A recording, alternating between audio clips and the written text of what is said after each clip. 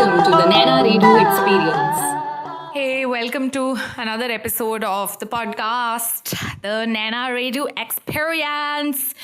I did the last episode was also just audio, and I think that's what's going to work from now on.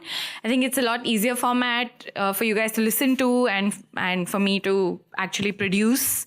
It doesn't really have to be a production per se. I can just talk into my phone. I have this app called Voice Recorder, and I can then export the file into Adobe Audition on my laptop and run the usual filters like noise reduction and maybe a little bit of echo removal. And I don't really have to worry about, plugging in the mic into the laptop and having a DSLR record the video, etc. That I can reserve for maybe assignments where my face needs to be visible or something needs to be shown. I just met up with a friend of mine, and whenever I meet fellow entrepreneurs, I think pretty much everyone has a job these days of an entrepreneur. Even if you're working for a larger brand or a larger organization, you need to be an entrepreneur if you want to make any kind of impact, I guess. And it's quite, I guess, a little sad. But at the same time, it makes me angry, and then I think motivates me to continue to do what I do. And this problem of, people not wanting to pay or people being unprofessional, I think at the end of the day, it all boils down to basic human decency. I think you wouldn't go to someone's home and just land up and, demand to be fed and demand that they just give you their stuff, for example. Or, you wouldn't go to a jewelry store, for example, and say that, that ring is really pretty and it will look so pretty on my hand, so you must give it to me for free. Or that, that ring is really beautiful, I really want it, but I can only pay this much, so you should give it to me. These things sound really absurd. But this is exactly what a lot of entrepreneurs face on a daily basis. I, get calls and emails from large brands. And these are people who are calling from these brands. It's not, the brand can't make a phone call. It's the person representing the brand. And it's always people who have a regular salary coming in. And I think the problem is that they've never considered that working on your own is a different ballgame. You don't have anything to fall back on. You don't have a monthly check that is definitely going to come into your bank. I think if you are working at a brand, and you should probably consider that. But again, I keep thinking that why should I ask someone else to consider? You can't expect a stupid person to become intelligent overnight. So asking someone with no decency or the capability to be empathetic towards the person they're speaking with, how do you expect them to overnight turn into, compassionate, understanding people who understand logic, for example? So that's not going to happen. So I wanted to say that it's become this thing where a lot of us are upset about, people calling up and asking for free stuff and saying, I have an event, why don't you come for this product launch? And in my head, of course, the question always is, why should I? What am I getting out of it? You are calling me because why? Why are you calling me? I don't really ask that because I think that would be considered rude.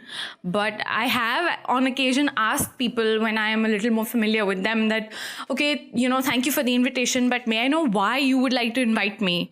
And it's usually like, oh, just come, have fun. And I don't think you guys understand. My concept of fun is sleeping at home in my PJs and watching something on maybe Netflix, or writing something by hand, or doing my blog posts, or editing my images, or having a conversation with someone that I really enjoy hanging out with. Coming to an event, drinking alcohol. I have nothing against alcohol. I love wine. I have nothing against it, but I have my ways of having fun, and I would rather do them on my terms. So I don't understand this whole concept of, oh, just come have some fun. That's not what I do. I have work that needs to be done.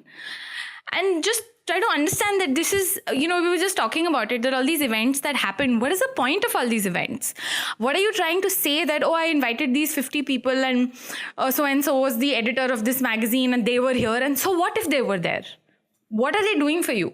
Are these events considered favors that, I invited you to my launch, so you will write about it? Do people actually write about it? Is it considered prestigious if a big brand calls you and then you go and then you blog about it for free and you're like, because that brand invited me? How is that prestigious? They will, they invite a lot of people. It doesn't necessarily mean they invited you because you add some value. And if you do add some value, then they should hire you. So, yeah, I think what, even for me, it used to really rile me up, and it's been very irritating. It's a wastage of time. I think about it. I waste a lot of time thinking about it, which is why till about last year, I was super stressed out. I didn't know how to deal with it. And I think if you are a fellow entrepreneur and you are running your own business, I would say that you need to take a stand, first of all, not for someone else, but for yourself and your business, and decide that, okay, these are my basic minimum terms that without these, I will not be doing anything. And then you just stick to that. I don't think this culture of, they've come and asked me to do something, at least kuch to karne ko mil raha hai. I don't think that works, because at the end of the day, it is free work. You're basically doing or giving away your talent for free. I absolutely disagree with doing anything for free. And it's not about, I just want to be nice to someone. If you choose to say and go and do something for someone for free, that is your choice. That is your business or personal decision. But when someone else calls you up and says, do this for free for me. I mean, sure, it's your decision, it's your business. You can choose to do it for free. But you have to understand that it's like, giving them an invoice and saying, I'm giving you 100% discount. You make sure they know and understand the value of what you are delivering. I do that, if I have to. I mean, it's not like I don't work on discounted rates. I do, depending on what else I'm getting in return. For example, it doesn't have to be just about the money. I could ask the brand if they have an international, handle on Instagram to share my work and tag me in that. Or if they're sharing it on their website, then to, link back to my blog and things like that. That is also currency to some extent. You can negotiate on the basis of that if you're comfortable. So I think a couple of years ago, I photographed something for a brand, and obviously their budget was abysmal, but I wanted to do it, and I gave them an invoice with my entire what I usually charge, and I said this is a discount, and then I charged them whatever their budget was.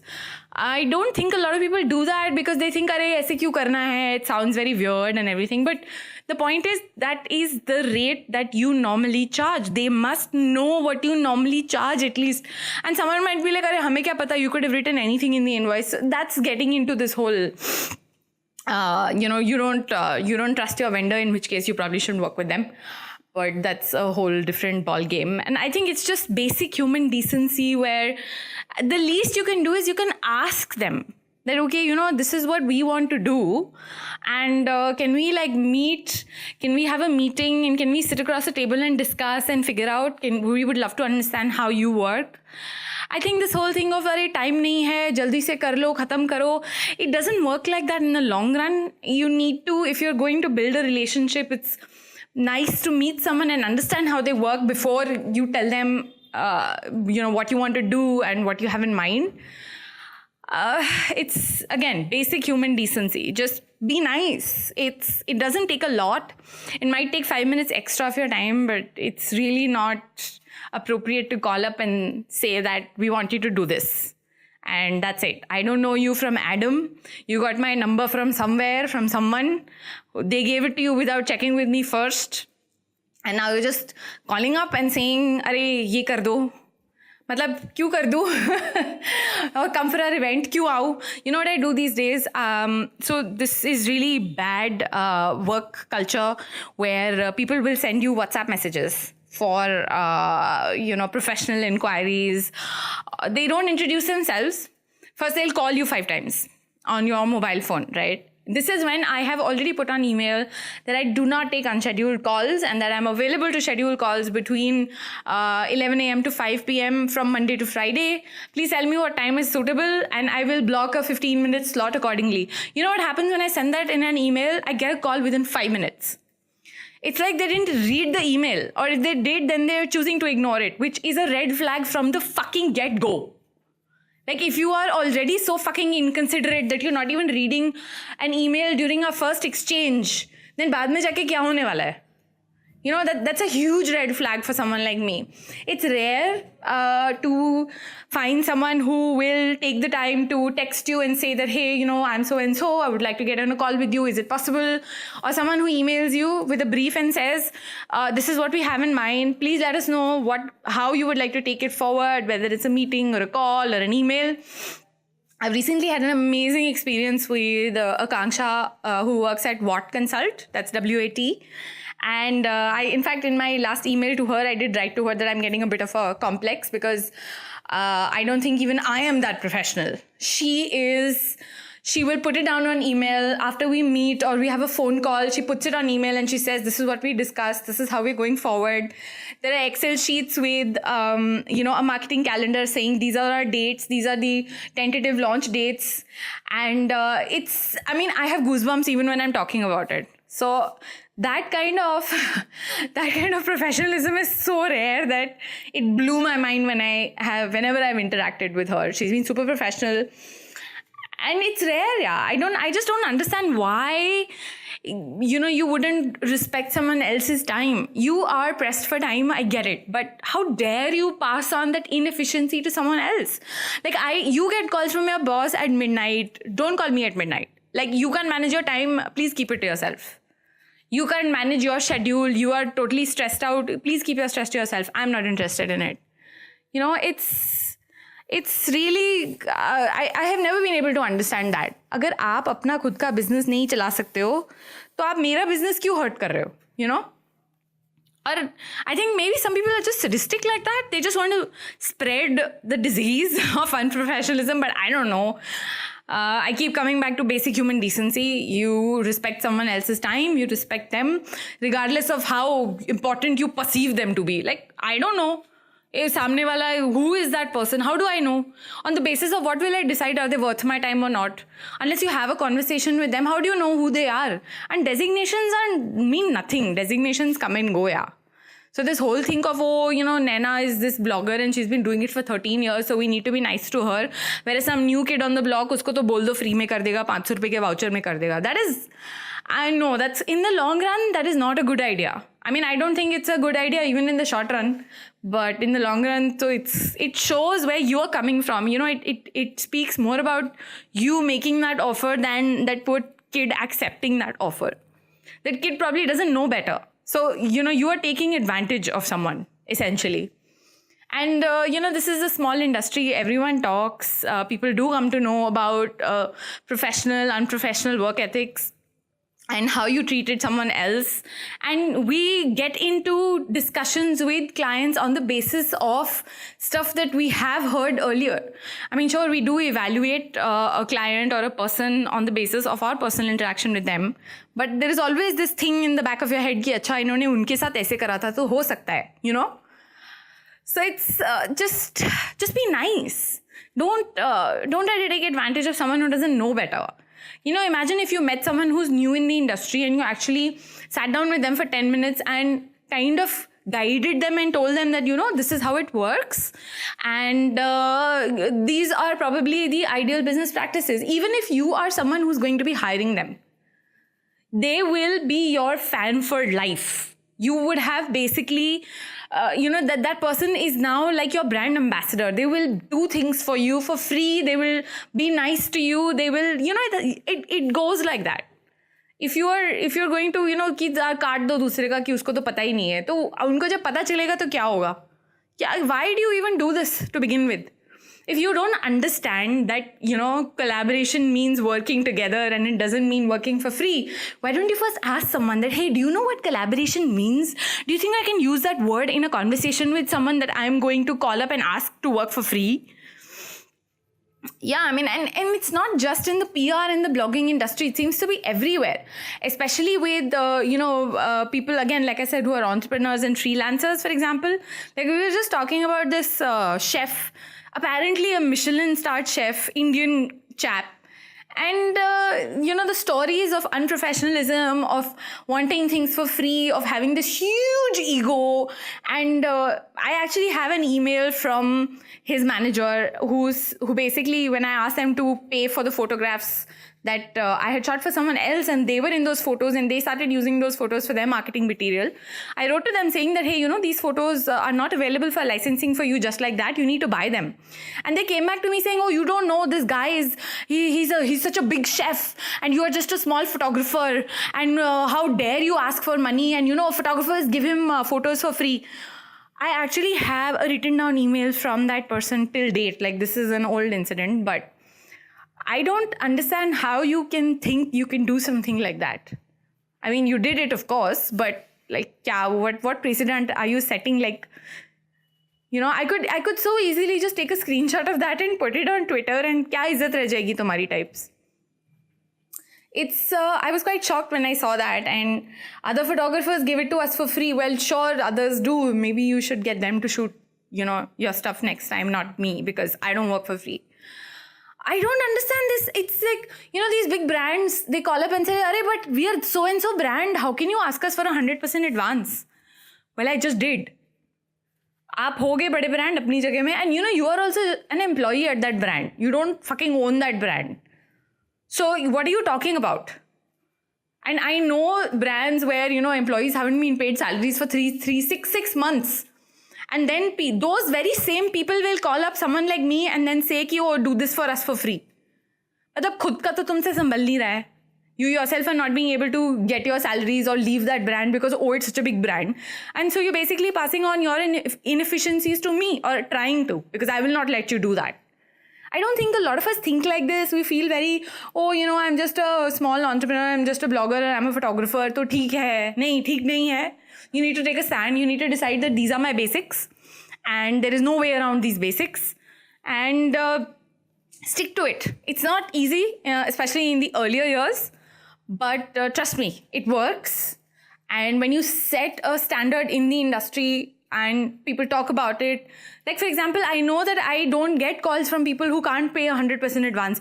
Do you know how much time that saves me? It is beautiful.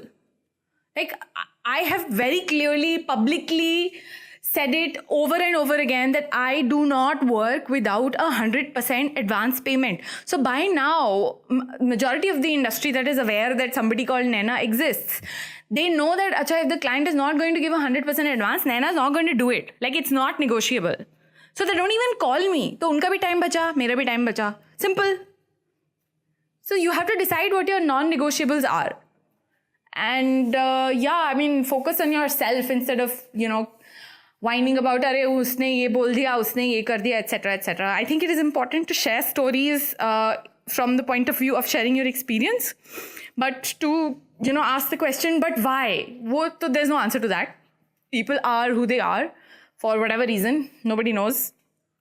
We can only control our own selves.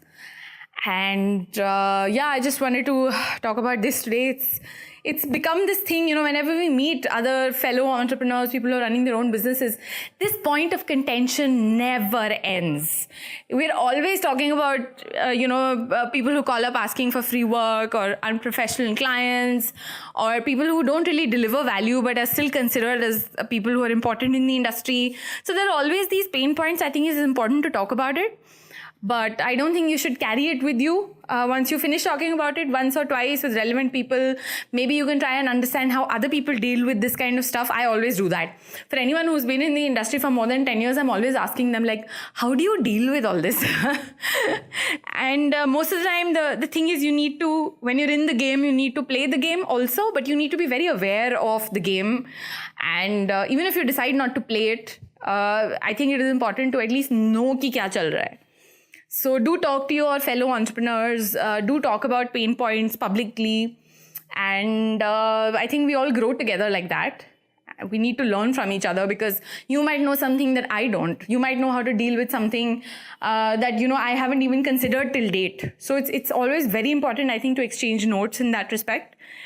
And that's it for today. Thank you for listening. As always, I'm always looking for things to talk about. If there's something interesting happening at your end, drop me an email. I'm on n@naina.co. My blog is naina.co, of course. And yeah, see you next week. Bye.